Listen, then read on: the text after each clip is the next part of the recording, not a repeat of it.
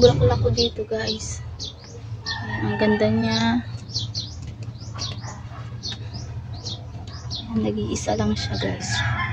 Ang ganda. Hindi ko alam kung anong pangalan ng bulaklak nito. Pero para siyang gumamela, guys. Mga bulaklak yung mga maliliit, guys. Tapos, eto guys, itong bonggambilya ko, guys. Ayan, tinanim yan ng ama ko ng isang araw. Ay, hindi pa lang ng isang araw. Siguro mga 4 days na. Ayan o. Mukhang mabubuhay na yung... Ilang beses akong nagtanim dito ng halaman. Hindi siya nabubuhay. Ito, natuyo. Ito, mukhang mabubuhay siya, guys. Kasi ito kayo, bulaklak. Sobrang mainit dito sa... lugar namin, guys. Tingnan nyo to, natutuyo.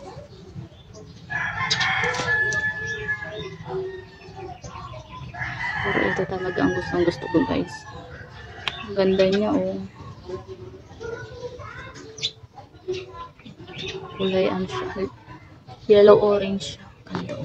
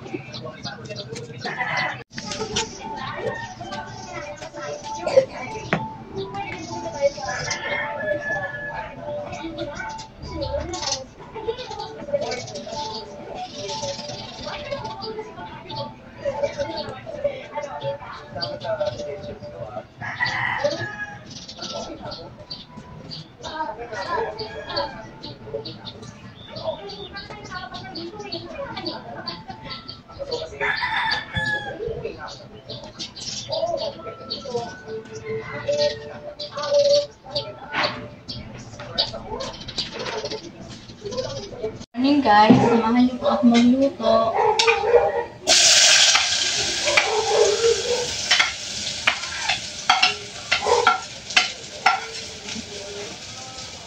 Patatas nga pala ako dito guys. Guys, pag medyo luto na yung patatas, ilagay niyo po natin yung bawang sa sibuyas. Sabay-sabay na guys.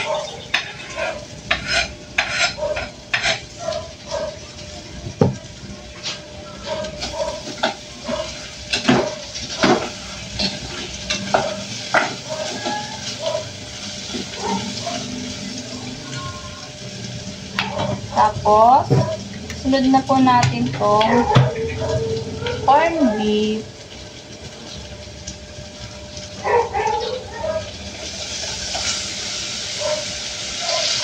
Corned beef guys. Kirain natin.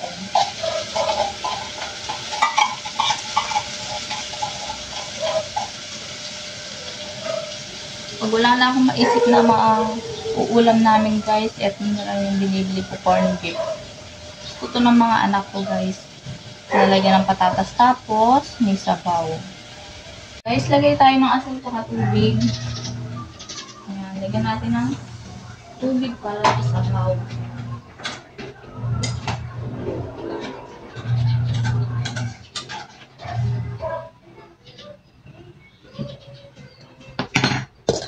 Papaluin na natin guys para maluto yung patatas.